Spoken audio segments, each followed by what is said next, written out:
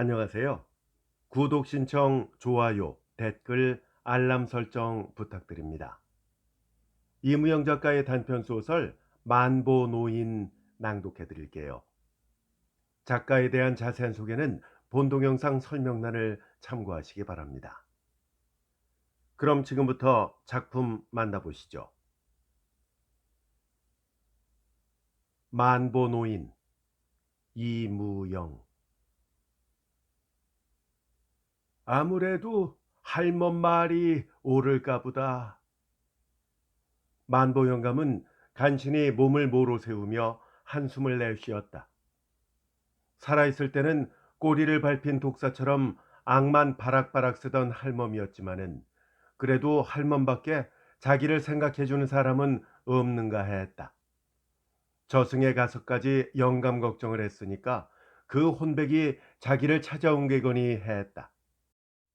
먹고 살기에 쪼들려서 화풀이할 곳이 없으니까 자기에게 그렇게 억척으로 군 것을 모르는 영감은 아니면서도 아침 저녁으로 갖은 포학을 다 듣고 어떤 때는 대추씨만큼밖에 안 남은 꼭뒤 상투까지 꺼들리는데 진저리가 나서 시원스레 잘 죽었다고 진정으로 생각한 일까지 있던 자기 자신이 새삼스레 돌아다 보이었다.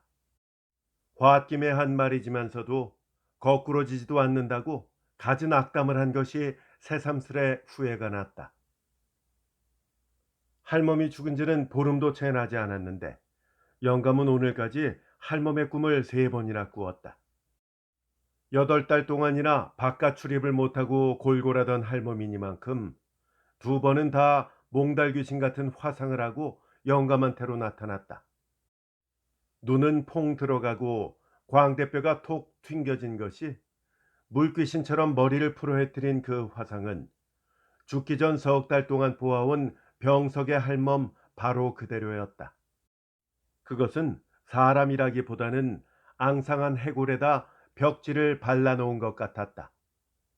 그대로 처음 2번은 할멈은 살아서 보였다. 한 번은 진 옆구리가 쑤신다고 영감더러 주물러 달라고 아우성을 치던 꿈이었고 또 한 번은 숨도 제풀로 쉬지 못하는 반송장이 누워서 다홍저고리와 남치마를 해달라고 조르던 꿈이었다. 전에 또 한 번 그런 꿈을 꾸고 나서 인젠 가려나 보다 했더니 과연 그런지 사흘 만에 할멈은 숨을 거두었다. 그 꿈을 영감은 또 한 번 되풀이했던 것이다. 그러나 그날은 할멈이 죽어서 보였다. 꼭두선의 저고리에 남치마를 입은 17살 때 첫날 밤에 들어왔던 각시 그대로의 할멈이었다. 그래도 각시는 그를 영감이라고 불렀다. 사는 형편을 이것저것 묻더니만 암만 살려고 해도 없는 놈은 못 살게 된 세상이니 저승으로 가자고 끄는 것이었다. 자기는 좀 더 일찍 오지 않은 것이 한이 된다고도 하였다. 하루 더 살면 하루 더 굶는 것이다. 하루 더 살려면 하루 더 욕을 본다. 할멈은 눈물을 쫙쫙 쏟아가며 그를 저승으로 잡아 끈다. 저승에서도 굶는 사람이 많다. 우리가 살았을 때보다도 더 처참한 사람도 있다. 하지만 그네들은 모두 세상에서 못된 짓을 하고 온 부자나 양반이다. 영감은 가난에 굶었을지언정 마음만은 착하고 곧았으니까 오기만 하면 염라대왕이 보살펴준다. 이런 이야기도 하였다. 그러나 영감은 할멈의 손을 뿌리쳤다. 이제 겨우 아장거리는 손자 녀석이 연하문 살 되기까지만 더 살리라 했던 것이다. 영감, 그러지 말고 날 따라갑시다. 이렇게 말하던 할멈의 말소리가 곧 귓전에 울리는 것 같았다. 영감은 갑자기 어둠이 무서워졌다. 먹같이 새까만 어둠 속에서 곧 할멈의 대추나무 가지 같은 손이 자기의 손목을 잡아 끌 것 같았다. 뒤통수에서 내다보는 것 같은 눈이 자기를 노리고 보는 것만 같았다. 늙으면 어둠을 사랑하는 법이다. 만보 영감도 평상시에는 그랬다. 방안이 밝으면 이런 것 저런 것이 눈에 희뜩희뜩해서 길을 쓰고 불을 끄던 영감이었지만 그날만은 그 어둠이 무서웠다. 영감은 덧없이 헛기침을 칵하고 자리에서 일어나는 길로 머리맡을 더듬었다. 달그락 소리가 나며 몇 겹이 안 든 성냥갑이 손에 집힌다. 영감은 질겁을 하고 나서 성냥을 드으 끄어 광명두에 걸린 등잔에다 불을 당겼다. 죽은 사람의 입김 돋아나듯 등잔꽃 두리에서 파란 불꽃이 차츰차츰 방안을 밝힌다. 영감은 겨우 안심을 하고 성냥갑을 놓았다. 가을이라고는 하지만 가난한 노인에게는 찼다. 등받이에서 찬바람이 휘도는 것이 어깨 쪽지가 시원하다. 이불이라기보다는 소음자루처럼 된 처내를 당겨 어깨를 꾸리고 곰방대에다 담배를 한 대 붙였다. 담배라야 이 동리 농꾼들이 다 그렇지만 된내기 맞은 호박잎을 말려 비빈 것이다.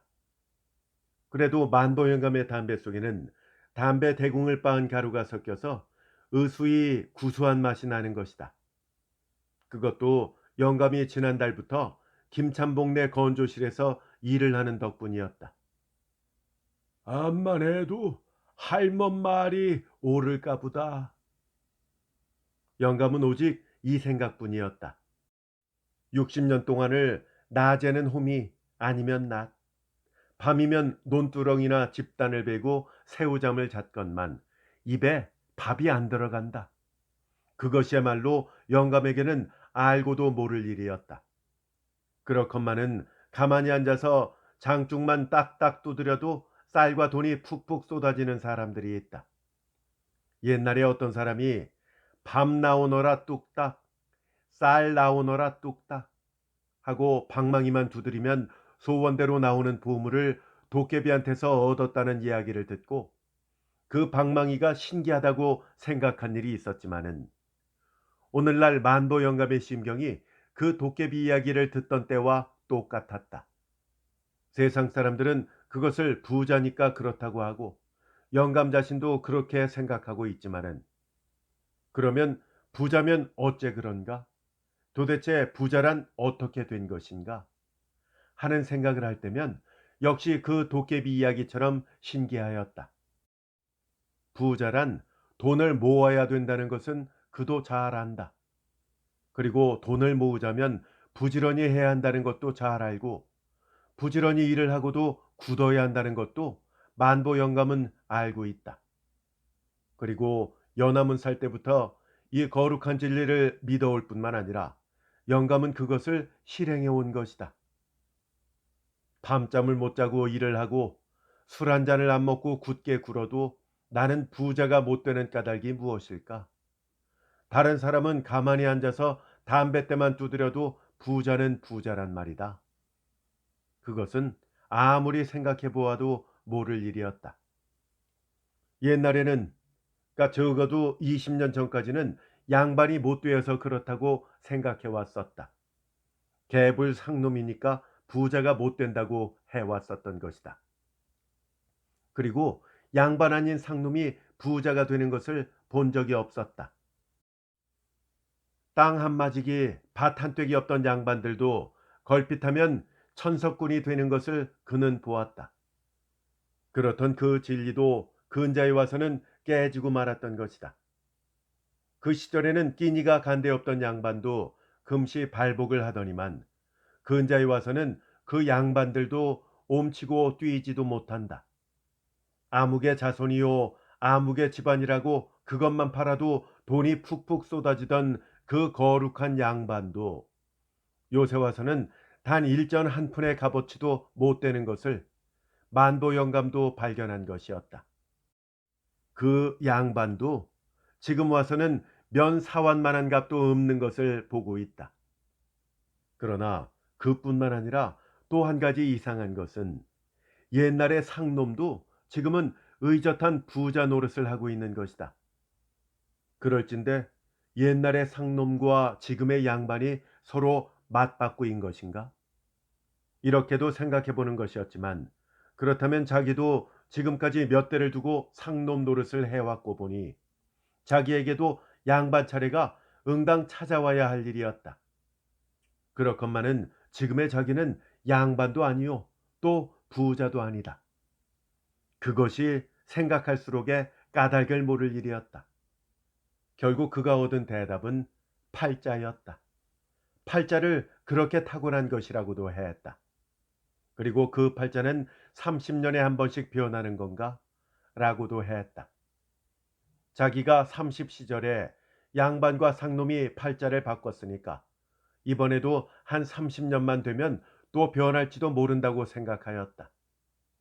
이번에 또 변한다면 그때는 자기 차례가 올 것 같았다. 그리고 그 30년은 3, 4년만 지나면 될 것 같았다. 그러나 그 다음 순간 만보는 다 부질없는 생각이지 하고 모든 것을 단념한 듯이 자리에 쓰러졌다. 어둠 속에 싫기는 했지만은 삼전은 주어야 석유 한 등잔 살 생각을 하니 필시 늦지도 않았을 텐데 장등을 할 수는 없었다. 손으로 붙여 불을 끄고는 어둠이 보기 싫다는 듯이 눈을 딱 감는다. 어느 때인지 떠들썩하는 바람에 만보 영감은 다시 잠이 깨었다. 처음에는 술꾼이거니 하고 누웠으려니까 바로 벽 한 겹격한 윗방에서 뭐라고 외마디 소리가 들린다. 그러더니 무엇이라고인지 며느리의 쫑알거리는 소리가 뒤미쳐 나고 또 한 번 창복의 외마디 소리가 꽥 난다. 이것들이 또 트적거리는구나 하고 영감은 다시 일어나 불을 켜고 가만히 귀를 기울였다. 새력이나 되었는가 했더니 아직도 패주 하는 순경꾼의 소리가 들리는 것을 보아 닭도 안운성 싶다. 영감이 일어난 줄을 알았는지 윗방에서는 잠잠하다. 그래서 다시 누우려고 하니까 그래, 당신은 뭘 잘했다고 큰 소리여? 하고 팩 달려드는 듯 싶은 며느리의 소리에 또다시 영감은 상체를 벌떡 일으키고 내가 깨었다는 듯이 헛담뱃대를 문지방에 대고 딱딱 턴다. 그러나 흥분한 젊은 애들은 아버지의 담뱃대 소리쯤에 질리지는 않았다. 내가 잘못한 건 또 뭔데? 창복이도 지지 않고 소리를 높인다. 영감은 가만히 일어나서 문을 열고 밖으로 나가서 윗방 문틈으로 방 안을 들여다보았다. 어린 것은 아랫목에 철없이 잠이 들었고 아들과 며느리는 싸마던 닭처럼 서로 노리고 앉았다. 그야말로 내가 술을 먹고 다닌단 말이냐, 노름을 했단 말이냐, 아닌 말로 계집질을 해서 돈을 썼단 말이냐. 술 안 먹고 계집질만 안 하면 제일이냐? 피둥피둥 젊은 년을 거지처럼 해내 세워도 그 말에는 창복이도 할 말이 없는지 잠잠하다. 그러더니 땅이 꺼지게 한숨을 쉰다. 여보, 그래 내가 일부러 당신을 그렇게 해 내돌린단 말이오? 그래, 당신은 그렇게 생각하오? 뭐예요 그럼? 아무리 가난해도 그렇지 사중에 멀쩡한 사내가 계집 하나를 벗겨서 내돌려? 뭘 잘했다고 큰 소리여? 영감은 한숨을 쉬며 기운 없이 문께를 물러나서 하늘을 쳐다보았다. 능히 셀 수 있을 만한 별이 군데군데 떴을 뿐이다. 만보 영감은 기둥에 기대어 섰다가 기둥에다 등을 비비고 그대로 봉당에 내려앉았다. 그는 안 볼 것을 본 것처럼 머리가 아찔했다. 시꺼먼 어둠 속에 앉아서 아무도 잘못한 것이 없건만은 잘했느니 잘못했느니 하고 싸우는 자식 며느리의 악다구니를 듣고 있으려니까 벌써 40여 년 전에 아랫말 기름집 건넌방에서 신접살림을 시작하던 때 자기 내외가 회상되는 것이었다. 그때 그들도 지금 창복 내외의 나이 또래였다. 몇 달 동안 군소리 없이 살아갔지만 그때 그들도 창복 내외처럼 어느 날 안 싸운 날이 없었다. 악만 바락바락 쓰는 아내를 달래기도 하고 꼬이기도 하다가 듣지 않으면 주먹질이 나갔다. 그러다가 한바탕 드자비를 놓고서 기진하면 쓰러져 자고 했던 것이다. 그래도 정 안 들면 너 죽고 나 죽자고 부엌에서 식칼을 들고 나대기까지 한 자기였다. 그래도 그때는 설마 나으려니 하고 하늘에서 별 떨어지기를 기다리듯 살림이 늘 때를 바랐다. 그렇게 40년을 속아온 그가 다시금 40년 후 자기의 자식이 또한 자기와 똑같은 드자비를 자기 눈앞에서 되풀이하게 되리라고는 차마 생각지 못했던 것이었다. 그러지 말고 좀 더 참아 봅시다 그려. 설마 우리가 한평생 이 꼴이겠소? 40년 전 자기 아내를 달래던 그 말 그대로를 가지고 자기의 자식이 또 아내를 달래고 있으리라고야 꿈엔들 생각했을까? 창복도 내가 속아오듯이 일평생을 속아가리라. 한 해 두 해 속아 살다가 나처럼 꼬부라지고 말 것이다. 그리고 지금 내가 자식의 방문 앞에서 자식 내외의 싸움을 엿듣듯이 그때는 창복이가 지금 저 어린 것 내외의 싸움을 말릴 것이다. 이렇게 생각하니 몇 개 안 되는 별조차 보이지 않는 것 같았다. 저 인돌이란 놈도 내가 잘하듯이 그리고 저놈 아범이 잘하듯이 어미 치마폭에 쌓여 부잣집 부엌으로 따라다니다가 내가 밟아온 그 길을 그대로 밟을 것이다. 67살만 되면 벌써 망태기를 짊어지고 가엾산으로 올라갈 것이요. 연남은 살만 되면 남의 집 부엌대기로, 철나면 머슴살이로, 그러다가 운수가 트면 계집이라고 하나 얻어가지고 30년 전에 나처럼 그리고 지금 제 아비처럼 아내에게 들볶이다가 자식 새끼라도 낳으면 또 그 자식이 그것은 생각만 해도 치가 떨리는 일이었다. 인생이라고 태어나서 마음 놓고 밥 한번 배불리 먹어보지 못하고 호미와 낫을 든 채 논두렁을 베고 죽는 자기네 일생. 자기 아버지가 그랬고 자기가 그랬고 또 자기의 자식이 같은 일생을 마치고 있다. 윗방의 싸움은 좀처럼 그칠 줄을 모른다. 주거니 받거니 악다구니를 하더니 어린 것이 깨어서 빼 하고 며느리의 울음소리가 홀짝홀짝 난다. 그러더니 액 하는 소리가 나며 창보기가 뛰어나오고 뒤미쳐 며느리의 울음소리가 탁 터지고 만다. 어디를 가려는지 불이 났게 신발을 찾아 꿰은 창보기는 장보가 하는 영감의 부르는 소리에 주춤하고 그 자리에 선다. 영감은 아무 말도 없이 아들의 소매를 잡아 끌고 아랫방 문 쪽 부엌 앞으로 끌고 갔다. 너희들 왜 그러느냐? 영감은 죄나 진 듯이 가만히 이렇게 묻는다. 없는 아비일수록에 업신여김만 받는 것이 보통이지만 창복이만은 더없이 영감을 어려워한다.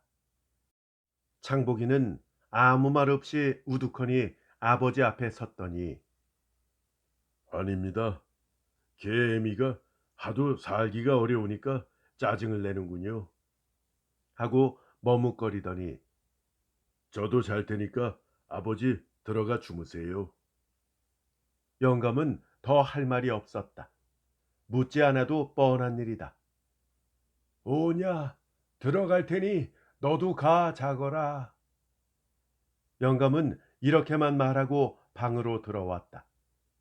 들어오자 눈물이 좌르르 쏟아진다. 영감을 들여보낸 창복이는 그대로 나가는 모양이었다.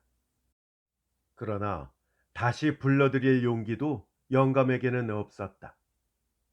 영감은 또 담배를 담았다. 가끔 모드거리로 한숨을 쉬기도 하다가 누워 있으려니까 며느리의 울음소리가 그쳤다. 할멈의 일생을 보아온 영감에게는 이 며느리가 더없이 불쌍하였다. 그래서 다시 불을 켜놓고 윗방을 향하여 불렀다. 인돌이 엄마. 대답이 없다. 얘야, 얘 엄마. 네. 좀 나려온. 가을도 다 갔건만 초가을에 입은 당목적삼을 그대로 입은 며느리를 보자 영감은 공연히 불렀구나 했다. 그러나 무엇이라고든지 위로해주지 않으면 안 될 것 같았다. 없는 걸 인력으로 어쩌니 아예들 그리 말하라 하고 간신히 말을 꺼내어 여러 가지로 타일렀다. 남편에게는 되양되양하면서도 원체 인자하게 구는 시아버지인지라 다소곳이 앉아 듣더니 며느리는 갑자기 흑흑 흐느낀다. 영감은 자기가 살아오던 이야기를 해가며 그저 참으라고 하였다. 그런 걸 모르는 건 아니지만은 그것도 한이 있어야지요. 조금이라도 호강을 하고 싶어 그러는 건 아니에요. 남들처럼 잘 먹고 잘 입기를 바라지 않지만 하루 밥 세 끼는 먹어야 하잖아요. 글쎄, 그것이 안 되니까 딱하다는 말이다. 하지만 그렇다고 하루 이틀 살 것도 아닌데 그래서야 쓰느냐. 그러고 인저 가을철도 되었고 하니 방아도 찢고 하면 좀 낫지 않겠니? 방아란 몇 해 전에 28원을 주고 산 물방아였다. 살 때는 드센 일은 할 수도 없고 해서 빚을 내어 산 것이지만 기계 방아가 생긴 후로는 통 방아가 놀았다. 그러한 방아인지라 며느리의 상이 펴질 것은 못 되었다. 영감은 다시 여러 가지로 타일렀지만 끝끝내 며느리는 다시 안 그러겠다는 말은 하지 않았다. 영감은 오늘에 한하여 며느리가 자기 말에도 인제는 거스르는구나 하고 생각은 했지만 굳이 그런 맹세를 듣고 싶지도 않았다. 그러나 앞불싸 하는 생각도 없지는 않았다. 자기가 추측한 대로 며느리도 차차 자기한테 거스르는 눈치 같았기 때문이다. 그렇게 생각하면 이렇게 밤늦도록 내외 싸움을 하는 일조차 없던 것이었다. 올 봄 이래로 남편한테 들이대는 버릇이 생기고 가끔 싸움질도 하기는 했지만은 대개 초저녁에 티적이다가도 이불 속에 들어가서는 구수하니 잔다. 그러하던 그들이 밤이 깊도록 티적이는 것을 볼 때 어쩐지 무서운 예감 같아서 영감은 몸서리를 쳤다. 첫 딸기 운 뒤에야 창복이는 돌아왔다. 영감은 혹시 또 싸움이나 않을까 하고 은근히 근심을 했지만 한참 있더니 소곤소곤하는 소리가 들려 겨우 마음을 놓았다. 윗방에서는 잠이 든 모양이지만 영감은 한번 잠을 덧들려서 좀처럼 잠이 들지 못했다. 그렇다고 진건이 누워 있을 수도 없었다. 팔자와는 터무니가 뜨게 몸만은 귀골이었다. 울멍줄멍한 방바닥에나 조그만 자리마디에도 살 한 점 없는 뼈가 닿으면 진저리가 처지게 배긴다. 50년간이나 지게 등태와 세장에 댄 날라리 뼈는 콩조각 많은 것이 배기기만 해도 등겁을 해서 튄다. 그런데다가 반백년이나 되는 무서운 짐질에 관절조차 말라붙어 버린 듯이 뼈와 뼈가 맞닿을 때마다 마디마디가 천참을하게 쑤신다. 만보 영감은 목침으로 잔허리를 꿰기도 하고 다리를 벽에다 거꾸로 세우기도 해가며 겨우 나를 밝혔다. 자리에서 일어날 때는 아찔하고 현기가 났다. 점상처럼 쓸쓸한 아침상을 내몰린 만보 영감은 밥도 내릴 사이 없이 곰방대를 물고 지게에다 짐 연화문단을 얹고 일어났다. 그는 물방아가 제철을 만난 생각을 하니 그지없이 기뻤다. 예, 예, 엄마. 너 오늘도 조리 갈련? 가야죠. 집에서 놀면 뭐해요? 뭘, 고단하면 집에 있으려무나. 난 오늘 못 가겠다. 왜요? 어디 일 가세요? 웬걸. 인젠 방학군도 차차 올 때가 아니냐. 영감은 큰 수나 나는 것처럼 호기 있게 이렇게 대답하고는 밖으로 나갔다. 담배가 전매로 되자 시주에서는 웬만한 집이면 담배 건조실 한 칸쯤은 갖고 있었다. 김참봉은 이 동네에서도 뽐내는 부자인지라 건조실도 제일 많았다. 시주는 조선에서 황색연초 경작으로 으뜸이었다. 김참봉은 시주에서도 넷째인가 된다. 6평짜리가 7채, 4평짜리가 5채나 있다. 1년에 2번씩 오는 담배철이 되면 100여호나 되는 동리가 건조실에 모인다.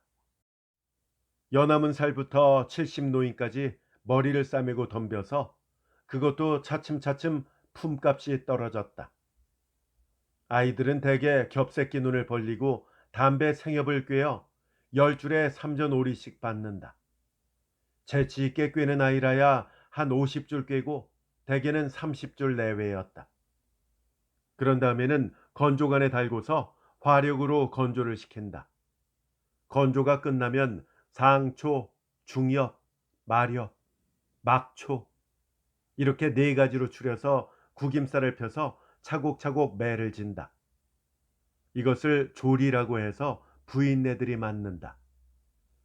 만보 영감의 며느리도 이 담배를 해서 하루에 18전씩 버는 것이었다. 만보 영감은 젊은 것이 그 독한 담배 속에서 온종일 먼지를 마셔가며 일을 하는 며느리가 그지없이 가엾었다. 그 노릇을 그만두라는데도 억척으로 달려가는 며느리를 볼 때 만보 영감은 내 자식, 내 며느리도 양반의 집 자식들만 못지않다 하고 생각하였다. 영감은 내일쯤 방아싹 뜨는 것으로는 쌀밥에 청어말이나 사고 해서 며느리를 먹게 하리라 하였다. 그런 것을 생각하니 마음까지 가뜩해진 것 같았다. 여름 내 내버려 두었던 방앗간은 볼나위에 없었다.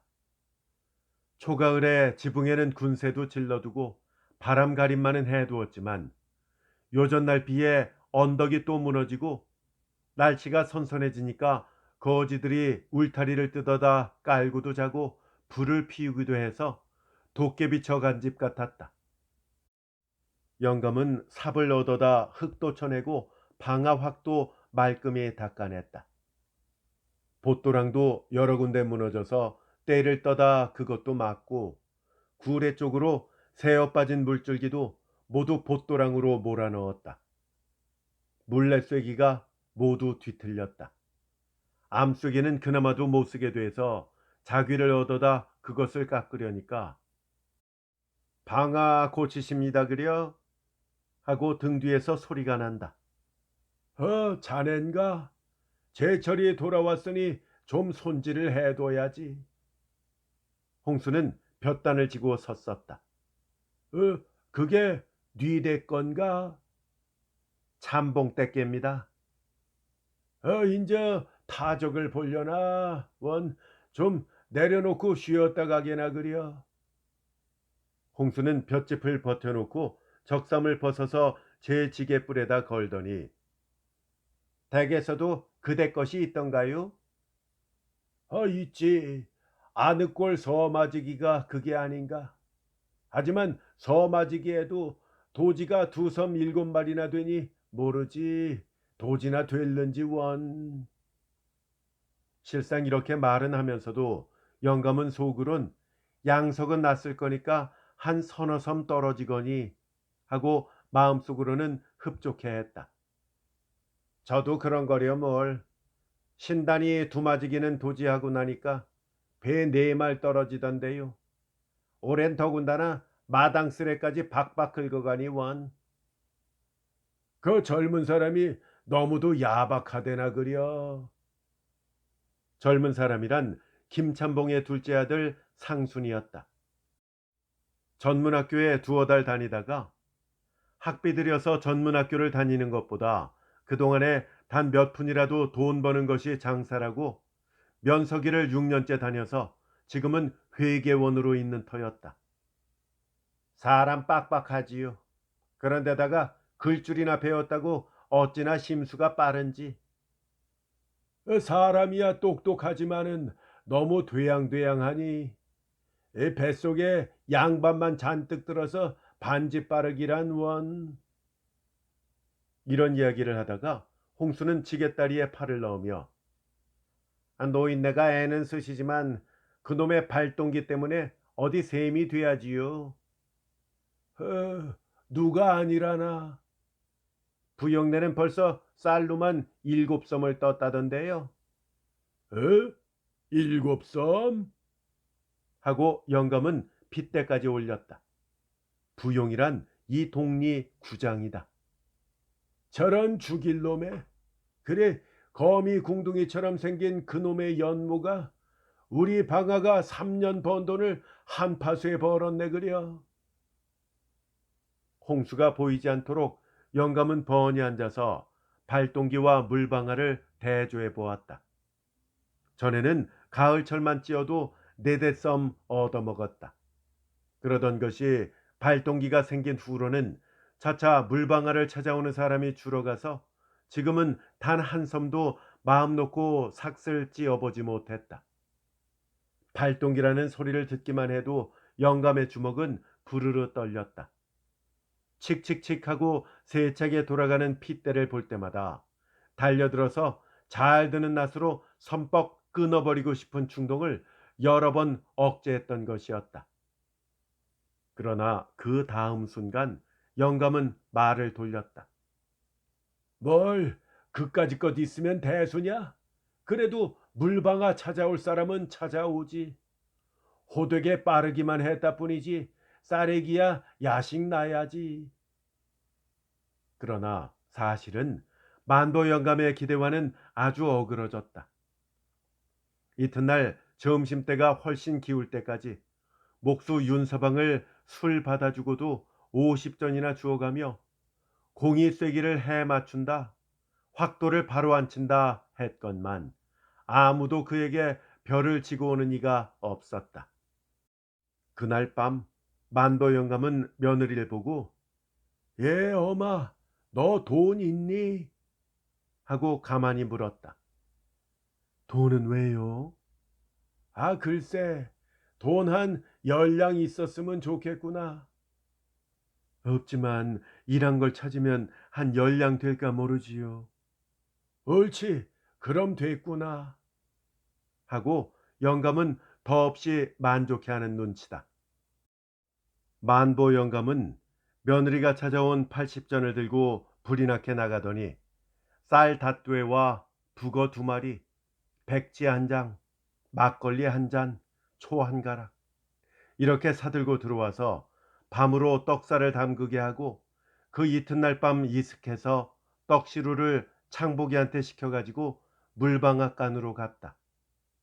손을 말끔히 씻고 방앗간 대들보에다 백지와 북어를 메어 달아놓고 방아 확 앞에 떡시루를 앉혀놓은 다음 무엇이라고 중얼중얼하며 비인다. 얼마를 빌고 나더니 절을 넙죽 3번이나 하고 일어서며 네 어머니는 참 잘 빌더라만. 하며 호인의 웃음을 넌지시 웃고 아들 내외를 쳐다보는 것이었다. 인도러미 생일엔 우리 한번 잘해 먹자. 만보 영감은 이런 소리까지 하며 더없이 기쁜 모양이었다. 그날 밤에도 손자놈을 무릎에 앉히고 며느리한테 이야기를 하고 있었다. 아늑 꼴 것에서 석섬은 날 깨고 봉화 뚝게 섬 반은 될 깨고 방아삭시 2섬 쌀은 될 깨라. 그런다면 2섬만 팔아서 조합돈 갚을 요량하고 장리 베어 먹은 게 10단말. 그러고 방아싹 뜨는 건 3동 양식하고 그러면 또 그냥 저냥 살아가는 게지. 그렇잖느냐 얘. 며느리는 어머님 상포한 건 세금은 구장세는 농회비는 진흥회비는 하고 주어 섬기면 끝이 없을 것이로돼 꿀꺽 참았다. 물론 만보 영감만 한데도 그만 것을 모를 리는 만무하였다. 지난 30년간 그는 누구보다도 충실한 납세자였다. 그는 일찍이 호세 대신에 단거리 한 개뿐인 가마솥까지 떼어다 바친 일까지 있는 가장 선량한 사람이었다. 부자들의 몇천 원, 몇만 원 하는 고사를 받아먹기에 길든 말하는 바 신은 만보 영감의 가족에게는 대금일지 모르지만 끼케야 80전엔 고사에 신의 마음이 도라앉을 리는 만무하였다. 이른바 신은 배부른 사람에게 밥을 주는 신이기 때문이다. 그 갸륵한 정성으로 들인 백설기 고사를 지낸 지도 사흘이나 지났지만 만보 영감네 방학공이는 의연히 고개를 번쩍 들고 폭포처럼 떨어지는 물황만 들여다보고 있었다. 나흘째 되던 날 방앗공이는 비록 떨어지기는 했지만 1시간 동안 코가 땅에 닿게 절을 한 절값은 쌀 되가옷이었다. 그러고는 다시 방앗꾼의 발이 뚝 그치고 말았다. 그새에도 아랫말 부용내 발동기는 밤이 이슥토록 쿵쾅거렸다. 6마력짜리로도 오히려 당하지를 못해서 새롭게 3마력 반짜리 한 대를 더 사들였다. 그랬건만 2대가 한시도 쉴 틈이 없었다. 부용이는 동리 사람들을 볼 때마다 발동기를 자랑했다. 이런 발동기에는 피대를 걸게 된 것이 없다우. 이건 대판으로 특별히 주문한 게 돼서 기계도 실합니다. 아마 시주 안에선 이런 발동기를 가진 사람이 없을게요. 참 신기한 노릇이라고 누구 하나 말부를 질러줄라 치면 암 신기하고 여부가 있어. 자 보시오. 우리나라에서 옛날에 물방아나 디딜방아로야 밤을 새서 찢는 데야 한 섬밖에 더 찧었나요? 하지만 그까짓 한 섬쯤은 그저 2시간이면 후딱 치워버리지. 하여튼 조선 사람도 내 집 사람 본을 봐야 돼. 방학군을 기다리다 못한 만보 영감은 저녁도 뜨는 둥 마는 둥 하고 김참봉네 사랑으로 갔다. 자기를 보면 혹 생각이 나서 방앗거리를 내맡길 사람이 있음직도 하게 생각했기 때문이었다. 단칸방 이것만 한 10여 명이 모여 앉아서 새로 실시된다는 농지령 이야기로 떠들썩하다. 덕대라는 별명이 있는 황서방은 오냐 인제 두고 봐라. 이 사음놈들이고 지주놈들이고 모두 경치는 판이다. 하고 지주의 땅 문서를 복록방에 흩뜨리는 법률이나 발표된 것처럼 의기가 등등하다. 이런 떡대 꼬락서니하고 아주 그렇게 잘도 경치겠다. 지주나 사음이 땅을 떼면 떼지 어디 장비가 생겼다더냐. 그러자 황서방은 저런 자식도 귓가리가 없나 봐. 야 이놈아 알지도 못하면 국으로 있어. 인제부터는 암만 지주고 사음이라도 마음대로 땅을 못 댄대요. 떼면 어쩔 건데? 고소하지 고소. 고소? 예, 깨소금 맛이 어떻더라? 옆구리서 돌쇠가 한마디 하자 일시의 웃음이 펑 하고 터졌다. 글쎄 이 사람아 생각을 해봐. 가령 내가 사음이라고 하자꾸나. 내가 네가 붙이는 땅을 떼었다면 네가 날 어쩔 테냐? 하고 수봉이도 지지 않았다. 고소한단밖에 어쩌라고 그래? 하자 돌쇠가 또 가로채서 아니야 그럴 땐 주재소에다 고소장을 내지 말고 사음소에다 씨암탉장을 내는 법이야 이 멍터구리야. 그러자 또 한 번 방아는 웃음판이 되었다. 만보 영감도 하는 수 없이 따라 웃고 말았다. 웃음기가 거치자 만보 영감은 또다시 이 사람 저 사람의 얼굴을 보살폈다. 방아를 찌음직한 사람도 서넛 있기는 했지만 그들은 만보 영감한테는 조금도 관심을 하지 않았다. 영감은 담배만 한 구석에서 뻑뻑 빨고 앉았었다. 누구든지 방아 이야기 좀 꺼냈으면 하고 은근히 바라건만 난데없는 밀적이 더 만나니 녹두적이 더 만나냐고 토론이 일더니 한동안 그것으로 용태기와 순칠이 사이에 악다구니가 시작되었다. 그래 녹두적보다 밀적이 더 맛있다는 게 저게 입이야? 똥구멍이지. 그래? 신장로를 맞고 물어봐. 타박타박한 그까진 녹두적인 맛이 있다나? 쫀득쫀득한 밀적인 맛 있다나? 응? 가 물어봐. 멀거니 앉아서 이 꼴을 보고 있던 돌쇠는 싱긋 혼자 웃더니 예, 이 실업의 아들 놈들아. 그러지 말고 지금들 가서 용택인 녹두적을 사오고 순칠인 밀적을 사오너라.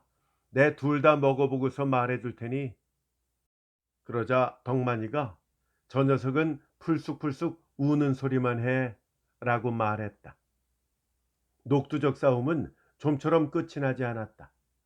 실없이 시작된 이야기가 나중에는 말다툼이 되고 말다툼이 다시 욕지거리로 변하더니 빈정빈정하는 순칠이가 이 자식아, 그래 밀적이 맛있지 녹두적이 맛있다는 자식이 어딨어?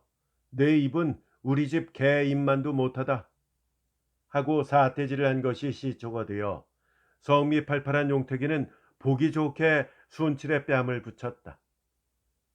이 망할 자식아, 사람의 입을 갖다가 개 입에다 대? 요런 놈은 단단히 버릇을 가르쳐 놔야 돼. 예, 이 자식 봐라. 사람 친다. 이리하여 용택이와 순칠이는 드자비를 놓았다. 웃고 구경하던 사람들도 일어나서 뜯어 말렸다.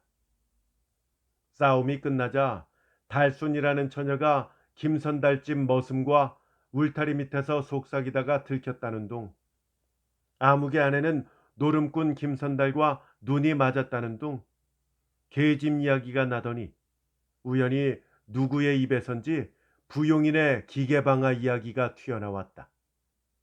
기계방아 소리에 영감은 그것이 자기 것이나 되는 듯이 가슴이 뛰었다. 방아 이야기를 끄집어낸 것이 수봉이라는 것을 알게 되자 영감은 막걸리라도 한 잔 사주고 싶을 만큼 고마운 생각이 들었다. 만보 영감은 가슴을 두근거리며 다음 이야기를 기다렸다.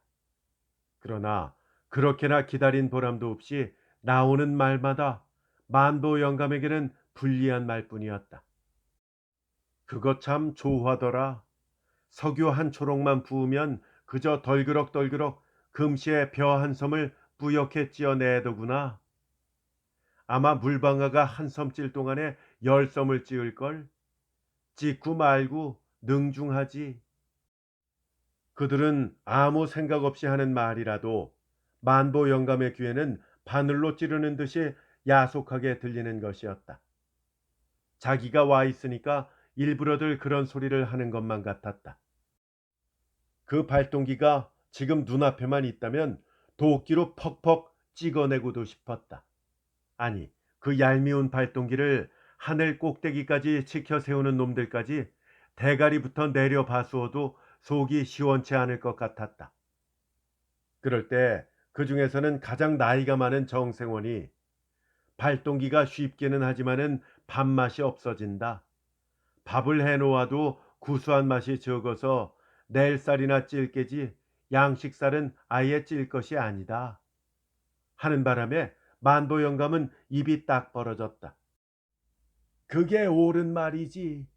기계에서 빠져나온 쌀이 이 밥을 해놓으면 모양모양한 게 건물이 지르르 흐르느니. 그 말소리가 하도 흥분된 것이어서 방 안 사람은 모두 영감을 쳐다보았다. 한 목에 몇십 석씩 짓는 게 아니면 물방아가 낫지 하고 정생원이 다시 한마디 보태자 만보 영감은 신이 나서 그렇지. 옳은 말이고 말고 하고 맞장구를 치는 것이었다. 용안장터의 타작 소리도 끝난 지 오래지만 만보 영감네 물방아는 여전히 공이가 들보에 매달려 있었다. 이따금 퉁치르르 하는 소리가 나기도 했지만 3시간도 계속되는 적이 없었다. 두말, 서말, 끼케야 단말 그런 것뿐이었다.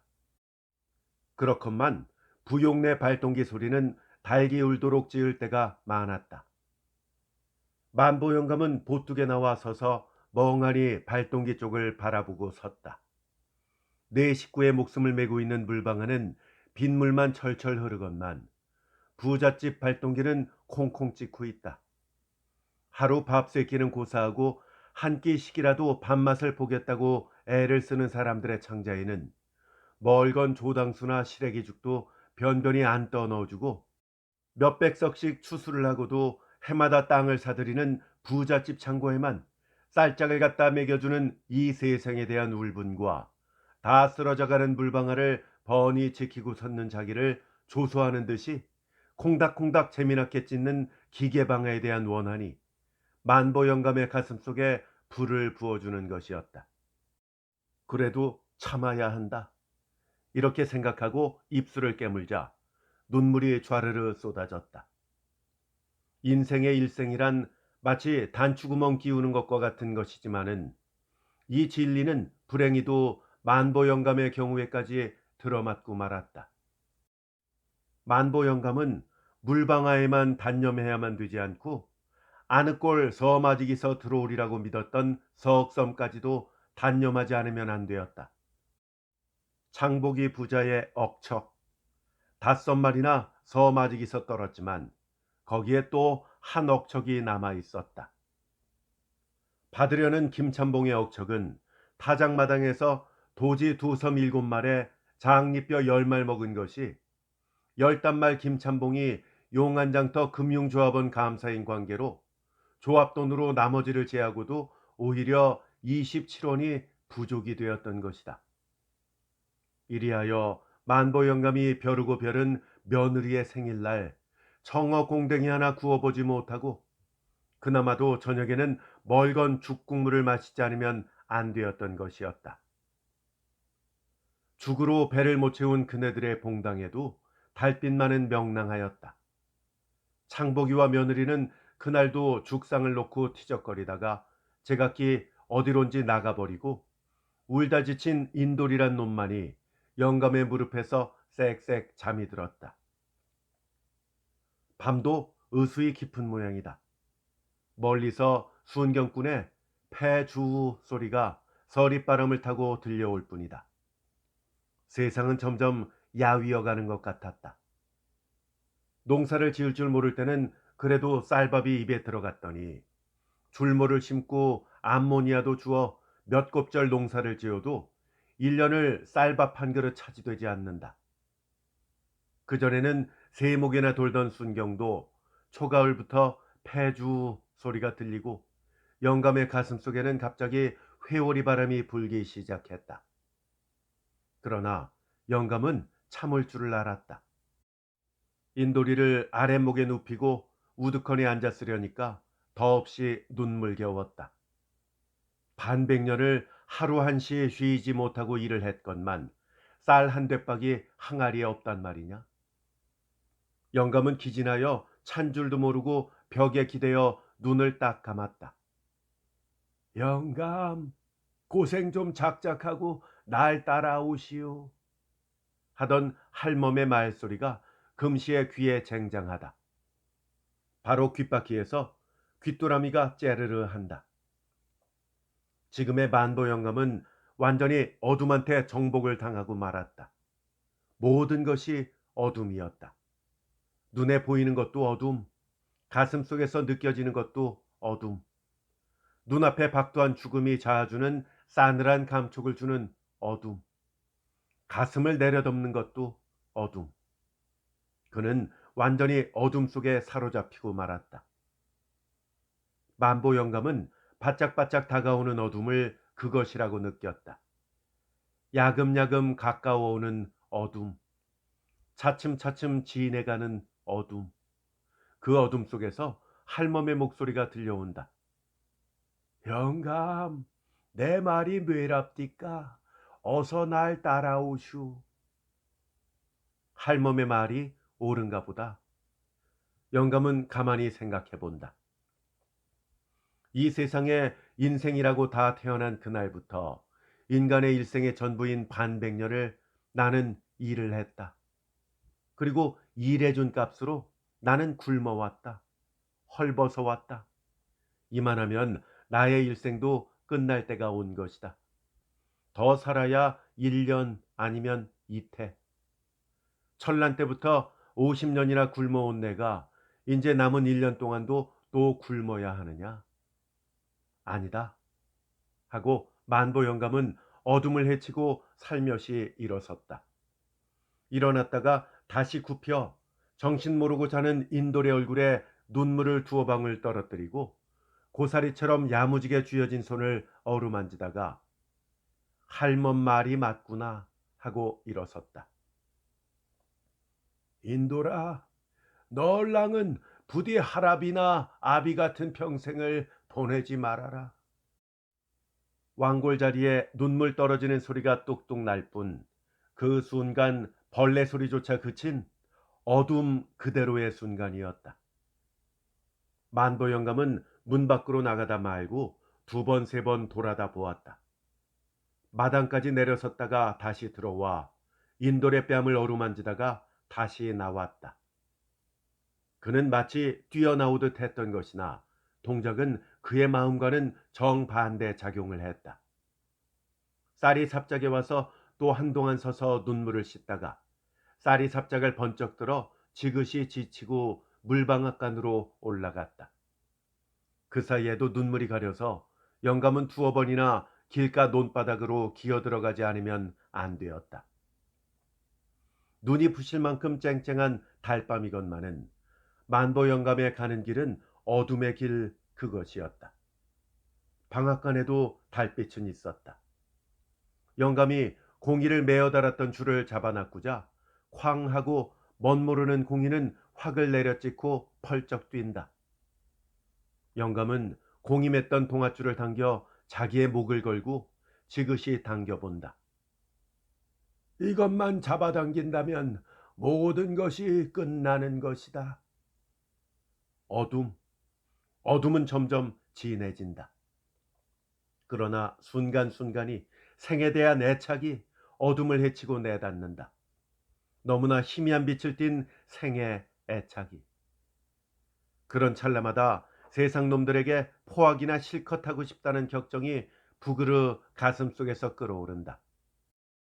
치르르 치르르 봇도락물은 설산하듯이 깨름칙하다. 그러나 어둠은 가까워 온다. 만보 영감은 눈을 감고 자식과 며느리한테나 복이 있으라고 빌었다. 빌다 울다 울다 빌다 하였다. 그러고는 동아줄에 다시 목을 걸고 움쩍 한번 당겼다.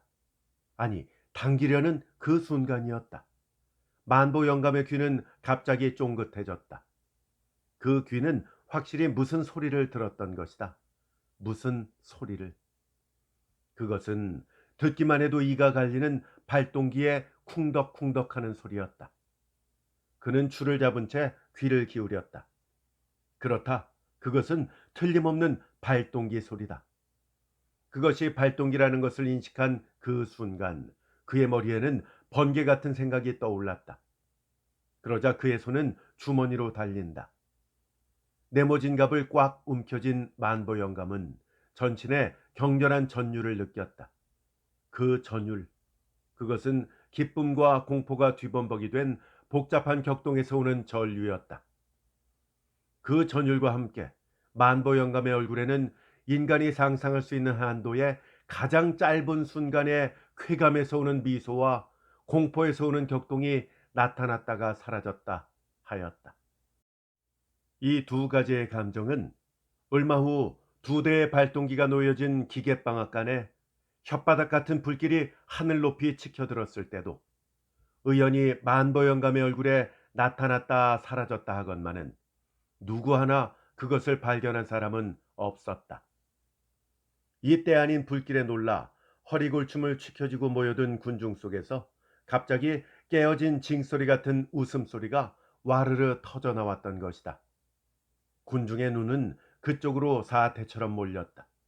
그것은 말할 것도 없이 만보 영감이었다. 그러나 그 웃음이 만보 영감의 입에서 터져나왔다는 것을 깨달은 사람은 만보 영감이 선 그 언저리 사람 몇 밖에 없었다. 그만큼 이 기상천외의 웃음을 터뜨린 영감의 입은 그 다음 순간 딱 봉해졌던 것이었다. 포플러처럼 쭉쭉 뻗은 불길에 비친 영감의 얼굴은 비장 그것이었다.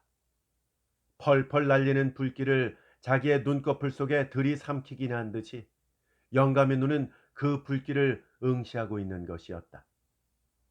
그 표정이 약 1분 동안을 지속되다가 무슨 말이 나올 듯 나올 듯 영감의 입 언저리는 옴직옴직하기를 다시 한 30초, 아니 그것은 더 긴 시간이었을지도 모르는 것이었지만은 그런 다음에 헛헛헛 하는 후렴없는 웃음소리가 다시금 그의 입에서 터져 나왔다.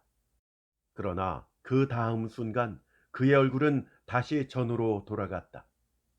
영감 하고 누군지 관중 속에서 그의 팔을 붙들려고 할 그 순간 영감은 번개처럼 몸을 솟구어서 헛헛헛헛 하고 또 한 번 웃고 날 잡아가거라, 날 잡아가 부르짖으며 불맞은 노루처럼 날뛰는 것이었다. 이 만보 영감의 얼굴을 살피려는 듯이 불길은 한층 더 높이 높이 기어 오르고 있었다. 이무영 작가의 단편 소설 만보 노인이었습니다. 잘 감상하셨는지요? 이 작품과 관련해서 역시 이무영 작가의 기차와 박노인, 며느리, 그리고 기우제 이 세 작품을 소개해 드립니다. 기차와 박노인, 며느리, 기우제. 저희 채널에 이미 올라가 있습니다. 채널에서 검색 가능하시고요. 혹시 검색이 불편하신 분들은 본 동영상 설명란에 들어오시면 링크가 걸려 있으니까 좀 더 손쉽게 만나보실 수 있겠습니다. 저희 채널 재생 목록에 오시면 여러 작가의 수많은 작품들이 각 작가별로 올라가 있는 것을 확인하실 수 있습니다. 한번 들러보시고 아직도 듣지 못하신 작품들이 있다면 꼭 감상해 보시기를 추천드립니다. 끝까지 함께 해주셔서 대단히 감사합니다. 다음에 더 좋은 작품으로 함께 할게요. 안녕히 계십시오.